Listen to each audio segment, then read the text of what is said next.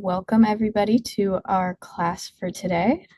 We are joined by Rabbanit Sharona Halickman, and this is Restoring Peace and Justice to Jerusalem. Rabbanit Sharona Margolin Halickman was the first Congregational intern and Madricha Ruchanit at the Hebrew Institute of Riverdale, where she provided religious education and spiritual direction for the community. She is a graduate of Yeshiva University with a BA and an MS, as well as Matan's Eshkolot and Hilkheta programs. Sharona is the founder and director of Torat Reva Yerushalayim, and she writes a weekly blog on the Parsha for the Times of Israel. Sharona is the author of two books, Parsha Points, Torah from the Land of Israel, and Parsha Points, More Torah from the Land of Israel. So here to give her amazing, insightful class today. Go ahead. Thanks so much for having me.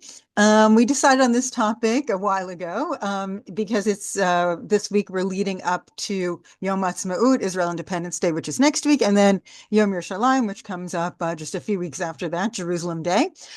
We didn't know that there would also be this whole peace issue where we just went through this war and we don't even know what's going to be in the meantime. But luckily we have a ceasefire tonight, so hopefully we won't have any sirens, and we'll be able to really focus on a little bit of a peaceful time and how to bring justice back. And this is really not an easy thing. And this is really from biblical days through the Talmud, through modern day Israel. You know, we have this question of how to make sure that there's righteousness and justice in Jerusalem, which will ultimately lead us to peace here. And if we don't have it, then we, God forbid, would lose the land. And we see that throughout history, we've had the land, lost the land, got the land back. This time we want it to be for good. So how are we going to make sure that we keep it this time? So we're going to start with Vayikra in the book of Leviticus. It says, Lo tasu avel b'mishpat, lo tisa pnei dal, v'lo ta'ader pnei gadol, b'tzedek tishpot amitecha. You should not render an unfair decision. Do not favor the poor or show deference to the rich.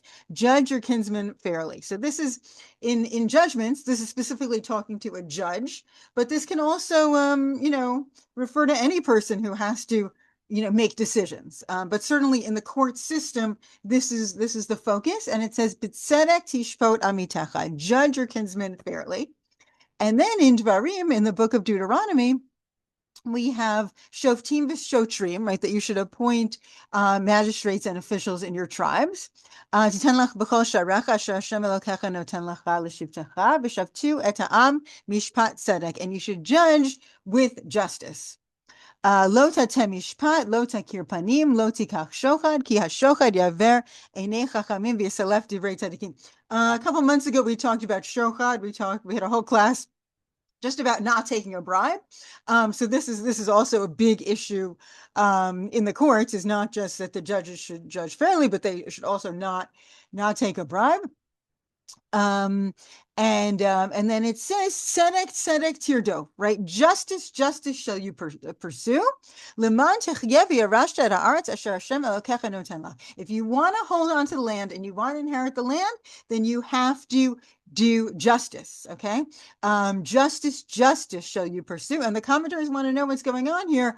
Why do we need, first of all, the verse in Vayikra, right? But tzedek tishpot amitecha, judge your kinsman fairly. And then again, the verse in Dvarim, which is justice you shall pursue, right? We know the Torah doesn't repeat things unless absolutely necessary. So Rashi says, b'shavtu et ha'am, manan dayanim mumchim v'tzadikim lishpot tzedek. You have to get good judges, right? You have to get serious judges, righteous judges that are going to judge fairly. And then it says, tzedek tirdof, when it says to justice shall you pursue, you want to go to a good beit din, a good court system, okay? And what's the reason for that? Because if they judge fairly, then we can hold on to the land. Leman techya v'yarashta. Then you can live in the land and you can inherit the land, right? And we can live there securely. And we have also, we see this right now. What's going on in Israel is we want to live here securely. We don't want to just live in land, but we want it to be safe, right? We don't want to be running to bomb shelters. We don't want to be worried about terrorist attacks. We want to inherit the land properly. So the Gemara in Sanhedrin says that when it says "B'tzedek tishpot amitecha" in one place, right, that you should in justice shall you judge your neighbor, and then it says in the other place "Tzedek tzedek tirdof," justice shall you follow. So why do we need both? Kan beitin mirumeh, kan beitin she'eno mirumeh. Okay, so what's going on here? There could be a possibly fraudulent trial, right? Or there could be a trial that does not appear fraudulent, but it doesn't matter. You have to judge fairly. It doesn't matter if you think there's fraud, certainly make sure that there isn't. And even if there isn't fraud, make sure that everything is done properly. So everything has to be done the same. And the Gemara in Sanhedrin says that what you should do is go to a good court. That means you can go wherever you need to make sure that you're going to get the best court. And then it lists all places all around Israel that if you want to go to the best court and it's somewhere else in Israel, then go ahead, right? It says each rabbi is listed as going somewhere else. For example, it says Rabbi Eliezer LeLod, he went to Lod, which is near where the airport is today. Achar Rabban Yochanan ben Zakkai Livror Chayil. Achar Rabbi Yoshua Lipki'in. Pki'in is up in the north. Achar Rabban Gamliel Livna. Okay, another place in Israel. Achar Rabbi Akiva Libnei Brak, right, which is right next to Tel Aviv. Achar Rabbi Matya Liromi, even to Rome, right? Achar Rabbi Chanina ben Tardion Lisichni, right? So you get the idea that you're going to follow the Beit Din that you feel, the court that you feel is in the right place. And then of course, when we had the temple, then there was the judgment in the chamber of the hewn stone, right? Obviously, that was the most high up court. The Sanhedrin was here in Jerusalem, but unfortunately, we lost that also because there was corruption there as well. Ibn Ezra says that tzedek, right? You should justice shall you pursue. Im ba'alei hariv yudaber, right? So the litigants, okay, they're speaking. B'tam shnei pamim, so why twice? Lidavar tzedek sheyarviach bo o yafsid, right? So it could be something that you would win, something that you could lose, right? O pam achar pam ki kol yemei heyotzcha o lachzok. So it could be that time after time, it goes again and again and again. All the days of your life, you have to continue on. For emphasis, you must do justice. You must do righteousness, right? The only time when the Torah repeats stuff is because it's reminding you that this is what you must do. This is a path that you must follow. And then, as we said earlier, right, Ibn Ezra also comments, so that you can live in the land. And this is specifically geared towards the people that are coming to the land of Israel. Now, when you get here, you have to do righteousness, right? The book of Devarim is right before they enter the land. Do righteousness, and that way you'll be able to hang on to the land. Okay, now we see that there's 4 different types of people in Pirkei Avot. A lot of people study the Mishnayot in Avot, the ethics of our fathers, the ethics of our parents. From after Passover, when the days are longer, there's more time on Shabbat afternoon. So in Avot number 5, it says Arba midot ba'adam. A person has 4 different characteristics, and they can decide how they want to use them, right? One is shali v'shacha shacha. Whatever I have is mine. Whatever you have is yours. Okay. Zomida benoni. So that's an okay level. There's okay. You stay with your stuff. I'll stay with my stuff.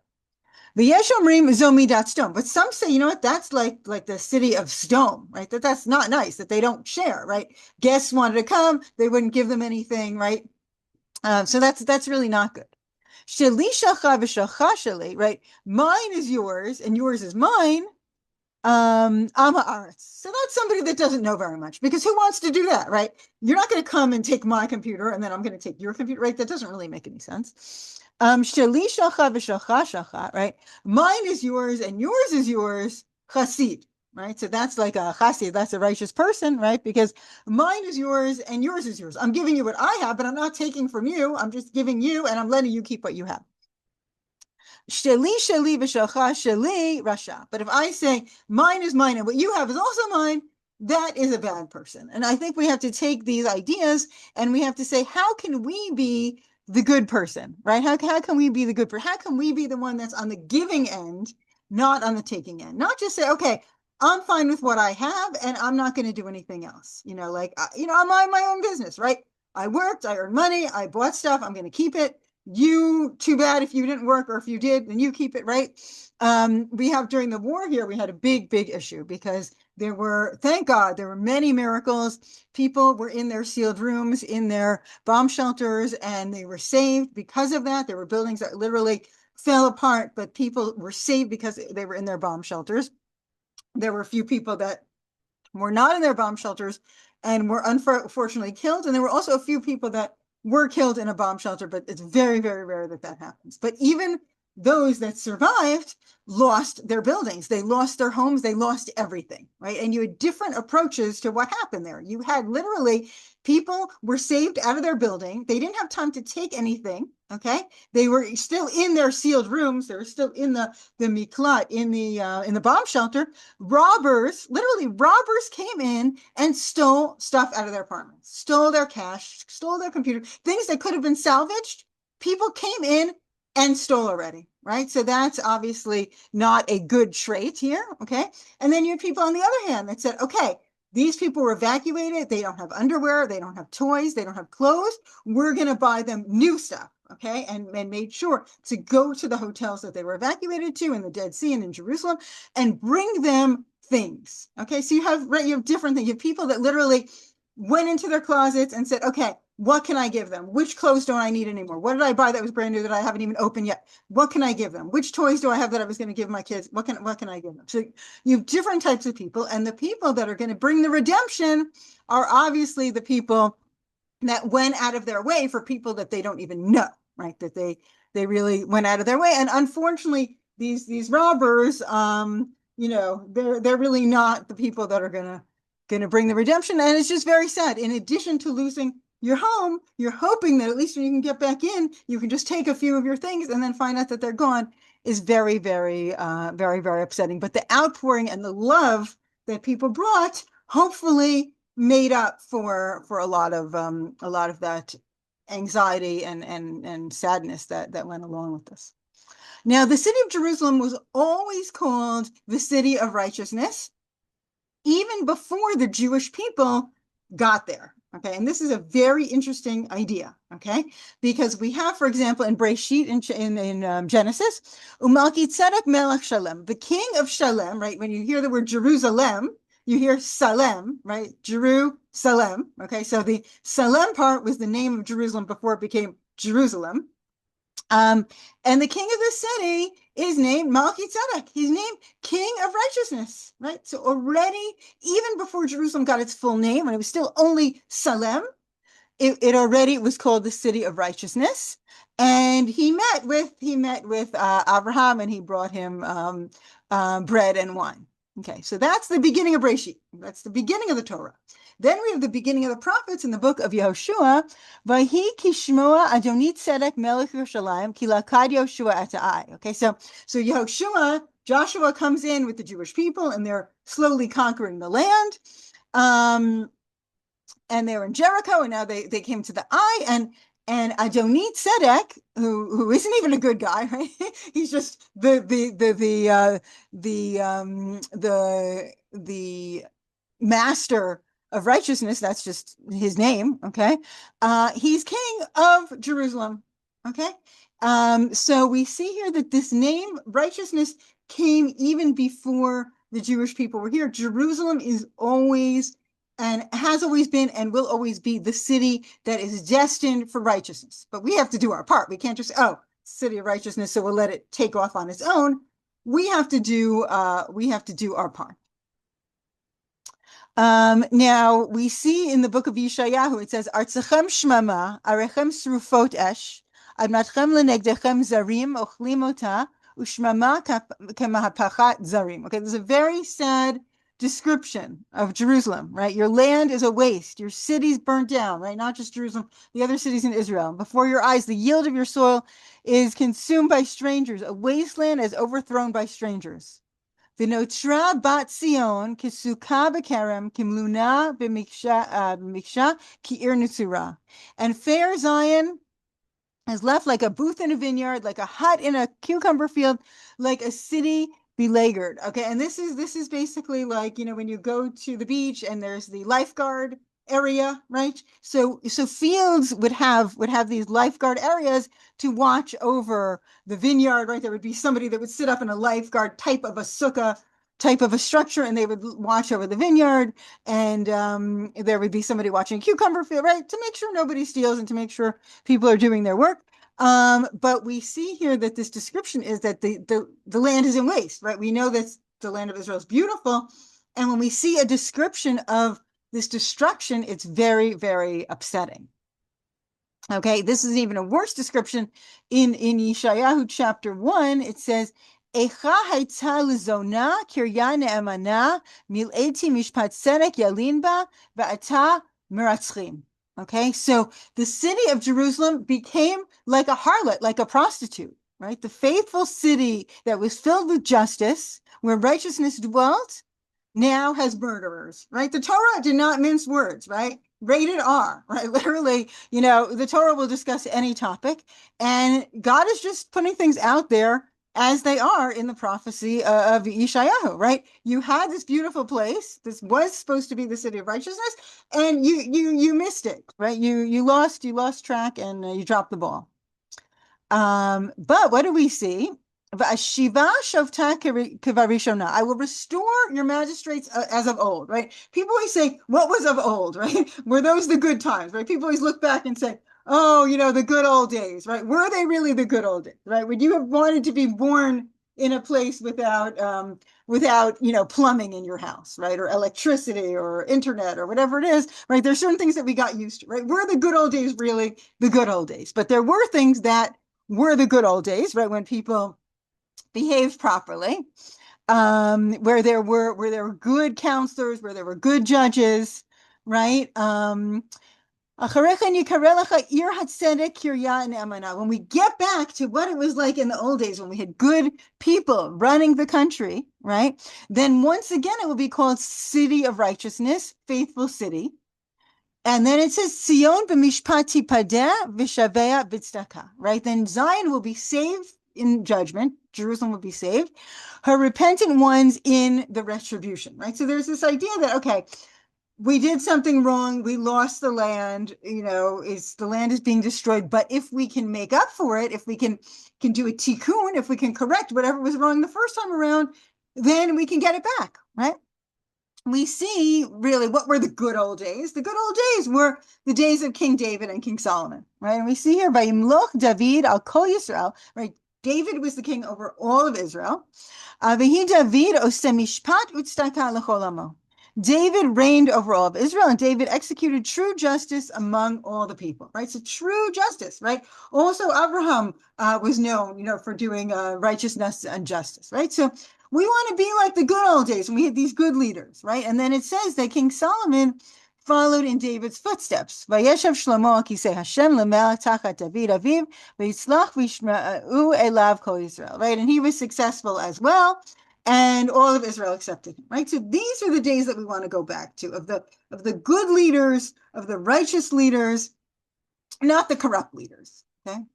Now, in our prayer service, in the Shemona Esrei, in the Amidah that we say 3 times a day, we say Hashiva Shovtenu Kaveri Shona. Okay, this is a play on the verse that we saw a minute ago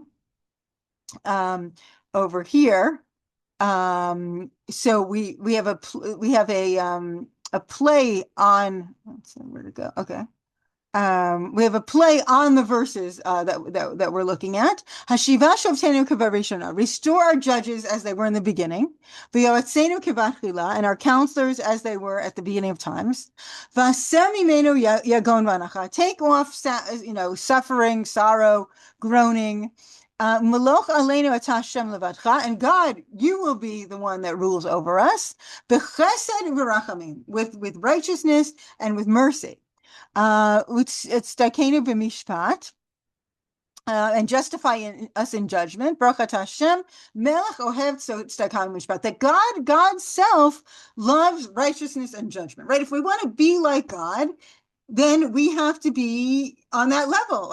We're not going to reach the level of God, but we can try. Right? We can try, and that is doing righteousness and judgment, the way that King David did, the way that King Solomon did, the way that Abraham did, right? That's the path that we have to be on, right? And if we had bad leaders, then we have to do a tikkun. We have to do a correction for them. And we say this every day, 3 times a day in our prayers. And, there's always a question of, for the people that do pray once, twice, 3 times a day, are they really focusing on what this means? Or are they just so used to saying it that they don't even pay so much attention? And then you have people that don't pray that often, but when they go to the service, they really focus, or they'll read the English and say, wow, what is this all about? So we're going to see that actually there's a process in the Amidah, that in the service, that leads up to this prayer. We don't just jump in and say, bring the good judges back. We'll have a leading up to that will come in a minute. Okay, so here's another thing about God loving righteousness, which King David wrote in the book of Tehillim. V'oz melech mishpat ohev atah chonanta mesharim mishpat utzedakah b'Yaakov atah asita. Mighty King who loves justice, it was you who established equity, you who worked righteous judgment in Jacob, right? So that it's God who is responsible for this righteous judgment, and that's who we need to emulate. Birbot tzadikim yismach ha'am u'b'mishol rasha yanach am. When the righteous become great, the people rejoice, but when the wicked dominate, the people groan. Okay, so we're going to see a few quotes here over the course of today's class from Mishlei, which is Proverbs, which also written by King Solomon, where you get 2 sides of the story, right? He really says, a positive thing and then a negative thing, or a negative thing and then a positive thing. Okay, so the righteous people, unbelievable, fantastic, but the wicked people are a problem, right? So we always have to remember that there's that other side of the coin. Okay. And then it also said in Mishlei, Melech b'mishpat yamid aretz v'ish trumot yarsena, right? By justice, the king sustains the land, but a fraudulent man tears it down, right? So on the, one hand you have building up, and on the other hand, tearing down. Okay. Now we have, so the bracha that we saw from the Amidah, the blessing from the Shemona Esrei, was blessing number 11, right? That was the one about saying, let's return the righteous judges. Okay, but before we get to that, first we have obviously blessings 1 to 8, which we're not going to talk about, but blessing 9 is Birkat Hashanim. That's the bracha that starts with the words Barech Aleinu. That's our prayer for prosperity. Okay. And then number 10 is Kibbutz Galuyot, the ingathering of the exiles. And then 11 is righteous judgment. So the Gemara is going to ask sort of what's going on with this order. And if we just think about it before we look at the Gemara, right? So it makes sense, right? In order to return to the land of Israel, we need prosperity in the land, right? We need things to be growing here, right? When the original group of Israelis came, even before the establishment of the state, right, there wasn't a lot growing, and they built, they built and they planted, and then, that's where all the orange trees started out, right? There was nothing really here before, right? And once they planted enough, then there was enough produce here for more people to come in. So, and this is really the plan that's always been in the prophecies, and this is the plan that we've been praying for 2,000 years of. First, we need prosperity in the land. Once we have that, then Kibbutz Galuyot, the ingathering of the exiles, which we have seen this come true in our day with the Aliyah coming from all over the world, right? We just had Yom HaShoah this week, right? Of course, after the Holocaust, there was a big influx of Aliyah from the European countries where they moved to Israel. And then, of course, we had, Operation Magic Carpet, right? We had Yemenite Jews, and then, of course, we had more recently, the Russian Jews, the Ethiopian Jews, some Americans come, right? Some French, some British, right? But the big aliyot, right, were from these countries where the people were in danger, right? So obviously they would come because they're in danger. They're going to come from Ethiopia no matter what. But certainly if there's prosperity here, it makes sense. But once we're here, then we have to make sure that there's justice if we want to keep the land, right? We're here, everything's growing miraculously. We have the people keep coming and coming and coming, thank God. Even during the war, people made aliyah. But we need justice and righteousness to keep them here. So the Gemara asks, so the Gemara says, why is the blessing of Kibbutz Galuyot, the ingathering of the exiles, after the bracha for prosperity? As it says in Yechezkel, "V'atem harei Yisrael anfechem titnu prichem tis'u lami Yisrael ki karvu lavo." So the quote from the book of Ezekiel says, "And you, O mountains of Israel, you shall shoot forth your branches, yield your fruit to my people Israel, for they will soon be coming." So this is the prophecy that first the things have to grow, and then the people will be able to come. וכיוון שנקבצו גלויות, נעשה דין ברשעים. Okay, so then once the people got here, right, they had the food, now they came, then justice has to be done with the people that are here. ואשיבה ידי עליך ואצרוף כבור שיגיך וכתיב ואשיבה שופטיך כבראשונה. Right, so here's a quote from Yeshayahu, from Isaiah, ואשיבה שופטיך כבראשונה, and I will restore your judges as in the past, and this is exactly what the blessing takes after in the Shemona Esrei. And then the Gemara says, Tanya Rabbi Yossi ben Elishoma, Im ra'ita dur shetzarot rabot ba'od alav. Okay, so this is it's actually kind of a little bit of a funny Gemara. Okay, it says if you see a generation that has a lot of problems, blame it on the judges, right? Today, you would blame it on the government, right? A lot of countries, right? People blame it on the government. In the old days, blame it on the judges, okay? It's all their fault. Anything that's going wrong, it's all their fault. Any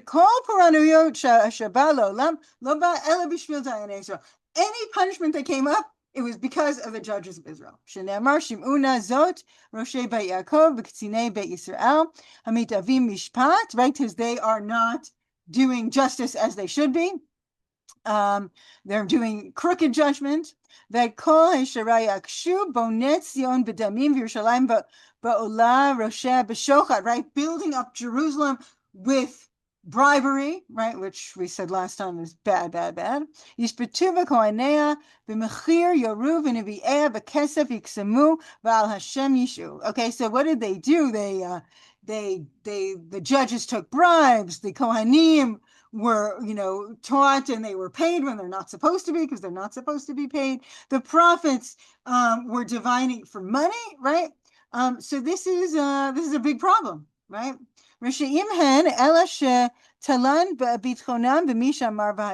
So they're wicked, but they still place their trust in God, right? So there's a little bit of hope for them. So because they did the three sins, right? As we saw earlier here about that they took bribes, the judges took bribes, the Kohanim were hired out when they weren't supposed to be paid, and the prophets also were divining for money. So then there's going to be three punishments, and that's going to be the destruction of the temple and Jerusalem. And that's a very sad thing, because it says, Zion sadet techrosh v'Yerushalayim iyen tiyeh v'har habayit lebamot ya'ar. Zion will be plowed as a field, Jerusalem shall become heaps, and the Temple Mount shall be the high place of a forest. And if you go today to Jerusalem, right, you go to the Temple Mount, of course, there's the mosque and there's the Dome of the Rock up there, right? It's no longer our temple there, right? Other nations have come in and built on top of our spot.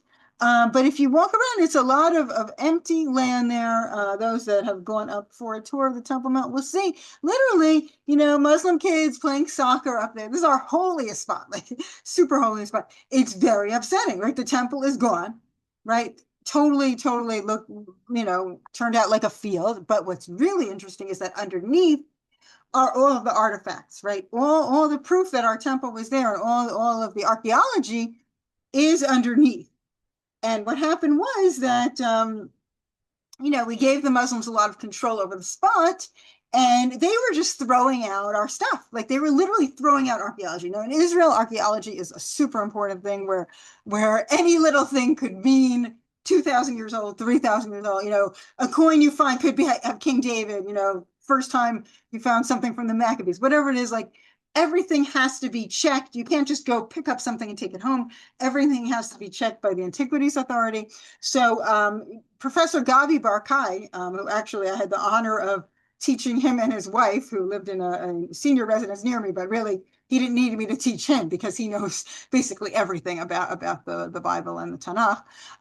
But basically, what he did is he said, let's gather up all of these artifacts that they're just throwing into the garbage. Literally, they're putting them in dumpsters, and let's move them over a couple miles away, and let's have families come and sift through it. And what they did is they set up this thing called the Temple Mount Sifting Project, and kids would come with their families and literally find an ancient coin, ancient mixed up with soda bottles and modern garbage. They found a lot of old time stuff. So yes, it was plowed like a field, and a big mess. And the Temple Mount, unfortunately, is not, technically it's in our hands, but it's not really in our hands. Because we can't, pray there as we would like to. But on the other hand, we have access to a lot of archaeology, and also the underground, right beneath where the temple stood. There's also these amazing tunnels that they keep uncovering more and more, and we're finding all kinds of very interesting artifacts about that. So it's very sad that the temple was destroyed, but we see a little taste of what was there, just little things that were there. And hopefully, at some point we will merit to rebuild the temple. So the Maharal says that the transgression that the prophets would divine for money, because of that, the temple where the divine presence emanates was plowed as a field, right? So we lost the temple. Then the transgression, the Kohanim issued rulings for a fee.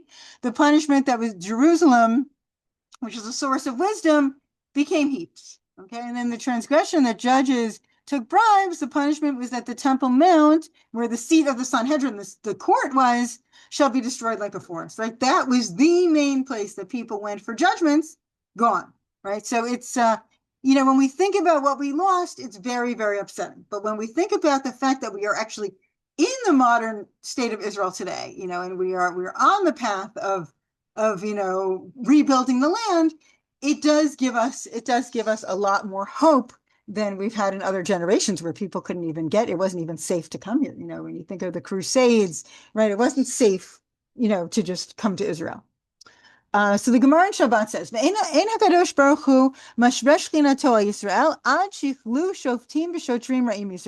until we get rid of the bad judges and the bad leaders, we're not going to have the Shekhinah. God's divine presence is not going to return, right? In other words, we're not going to have the temple back. As it says, Vashiva yadai alecha vetzrof kevur sigecha vasira kol b'dalecha Vashiva shovtecha kevarishana v'yotzecha kevatchila. So when are we going to get it back? And God says, I will turn my hand upon you and I will purge away your dross as with lye, and I will remove all your alloy, and I will restore your judges as first and your counselors at the beginning, right? So, we're not so familiar with making soap and making silver and all these things, right? But in the old days, they knew there were certain parts that you throw out and there's certain parts that you keep. And this is what we have to do with our judges as well, right? The bad ones have to go. And only then can we rebuild. Amar Ula, en Yerushalayim nifdeit ela b'tzedakah. So Jerusalem is only going to be redeemed through righteousness. Shenemar tzion b'mishpat titeh v'shaveh b'tzedakah. Only when justice is returned with righteousness. Now, there's a song of the day that we say every day. We have a song of the day for Sunday, one for Monday, one for Tuesday, etc. at the end of the Shacharit service in the morning. And the one that we say on Tuesday actually is one of the short ones. Tuesday and Friday are the short ones. So, somebody like me that's always seems to be in a rush, when I say, oh, it's Tuesday, good, it's a short one, right? Or Friday, good, it's a short one. But even the short one has so much meaning in it, okay? And it's all about the equity and justice, that every Jew is a judge, really, when we make our decisions. So when we look at this, it's not only about the judges, but it's also about ourselves. Mismor Asaf, Elokim nitzav ba'adat el bekerev Elohim yishpot. Okay, so a psalm of Asaf. God stands in the divine assembly. Among the divine beings, he pronounces judgment. Ad matai tishpetu avel upnei rishaim tisu sela. Right? How long will you judge perversely, showing favor to the wicked? Shiftu da v'yatom ani v'rash hatzdiku. Judge the wretched and the orphan, vindicate the lowly and the poor. Right? It's very important that we look after those populations that are weak that if we don't take care of them, nobody will take care of them, right? Somebody's an orphan, they say, oh, good, we'll take advantage of him. He doesn't have parents, right? Somebody's a widow, oh, we'll take advantage of her. She doesn't have anybody to stand up for her. Paltu davavyon miyad rishayim hitzilu, right? Rescue the wretched and the needy, save them from the hand of the wicked. Lo yadu v'lo yavinu b'chashecha yitalechu yamotu kol mosdei aretz. They neither know nor understand. They go about in darkness. All the foundations of the earth totter. Ani amarti elokim atem uvnei elyon kulchem. I've taken you for divine beings, sons of the Most High, all of you. Achen ka'adam tmutun v'echad sarim tipolu. But you shall die as men do, fall like any prince. Kum Elokim shofta haaretz ki ata tincha b'kol hagoyim. Arise, God, judge the earth, for all the nations are your possession. Right? At the end of the day, it's God that we need to do the judgment. Okay, so now that we saw the depressing side of things, now we can see a little bit about the redemption as well. Okay, after the exiles, the redemption, Jewish people coming back to the land, restoring justice, and then we have descriptions that are very similar to a marriage ceremony, and it's really the wedding between God and the Jewish people. Right? Sos asis b'Hashem tagel nafshi belohai. Okay, it says, I greatly rejoice in the Lord. My whole being exalts in my God, for he has clothed me in the garments of triumph, wrapped me in the robe of victory, like a bridegroom adorned with a turban, like a bride bedecked with her finery. For the earth brings forth her growth, and a garden makes a seed shoot up. So the Lord God will make victory and renown shoot up in the presence of all nations. But this is a really beautiful imagery of God marrying the Jewish people. Leman Sion lo achshe, uleman Yerushalayim lo ashkot. Ad yetzeh ke noga tzedakah v'yishuatecha kelapid yivar. For the sake of Zion, I will not be silent. For the sake of Jerusalem, I will not be still, till her victory emerges resplendent and her triumph like a flaming torch. V're'u goyim tzidkech, v'chol melachim kvodech, v'koreh lach Shem Chadash Asher Pi Hashem Yikvanu. Okay, so there's going to be a new name. There's going to be a new name, right? This is a new reality. V'ta'ateret tiferet b'yad Hashem u'tznif melocha b'chaf Elohecha. You'll have a glorious crown in the hand of God and a royal diadem in the palm of your God. Lo yamar lecha od azuva ulartzecha lo yamar od shmama. Okay, so this is where it's really the return of the Jewish people to the land. It's not going to be called the desolate land anymore.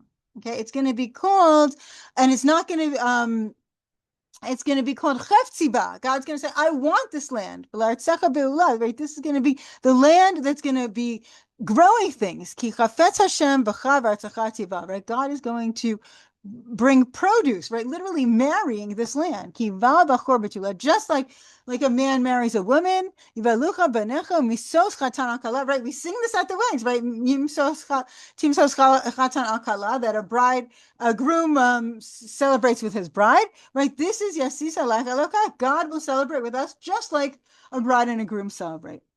And then, of course, we have the famous song, Achomotak Yerushalayim, Hifkadati Shomrim Kol Hayom V'Chol Halayla. God will send guards for the city of Jerusalem night and day.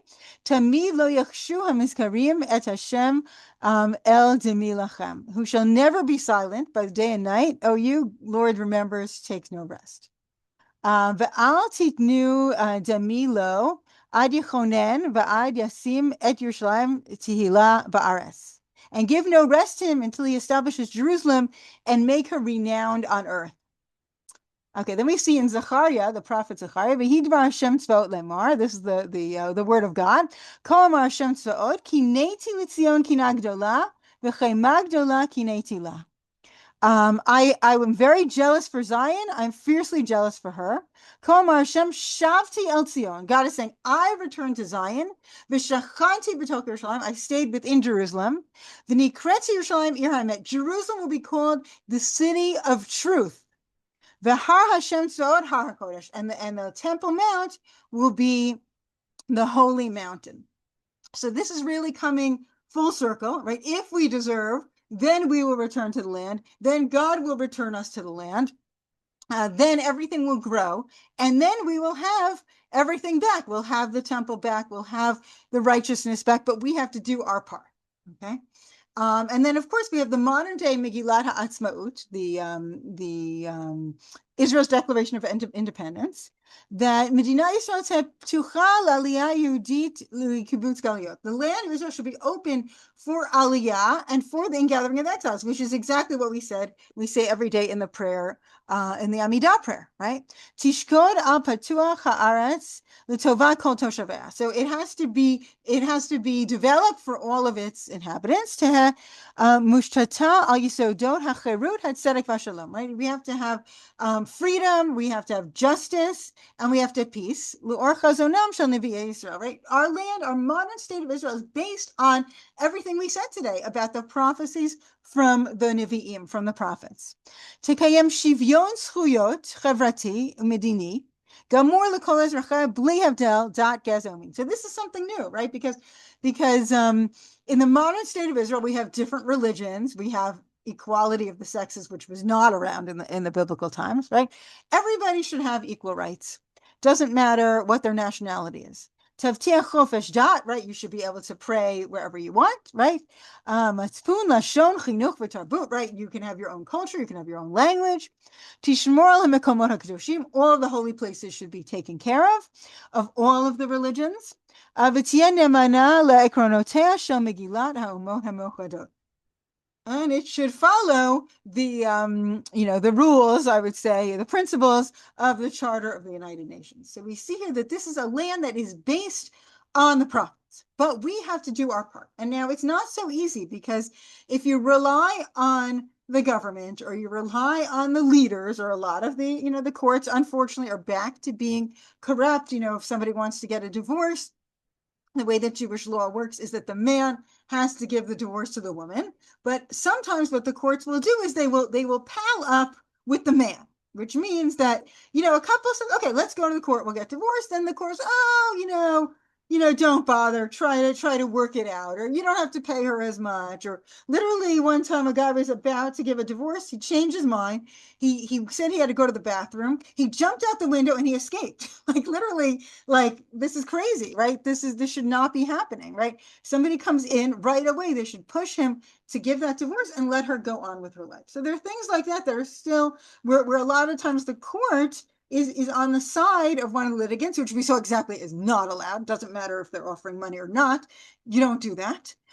So this is definitely a problem in the system as well, right? There's also bribes, and there's doing things for your buddies, or there's doing things because you're religious, I'm going to make it harder for you, or because you're not religious, I'm going to make it harder for you, or because you're not Jewish, I'm going to make it harder for you. All these different things, making people that make aliyah, or they want to make aliyah, they want to move to Israel, but the letter from the rabbi in America that they brought is not somebody that the government recognizes, or not somebody that the rabbinate recognizes, and then they give them trouble. Or they do recognize them one year, then the next year they say, oh, we don't recognize them anymore. So there's all these little things that are problematic, which need to be worked out, right? We can't just say, okay, that's how the courts are and that's it. No, we have to stand up for our people, and we have to say this is not okay, right? And we have to fight to make sure that people are taken care of well.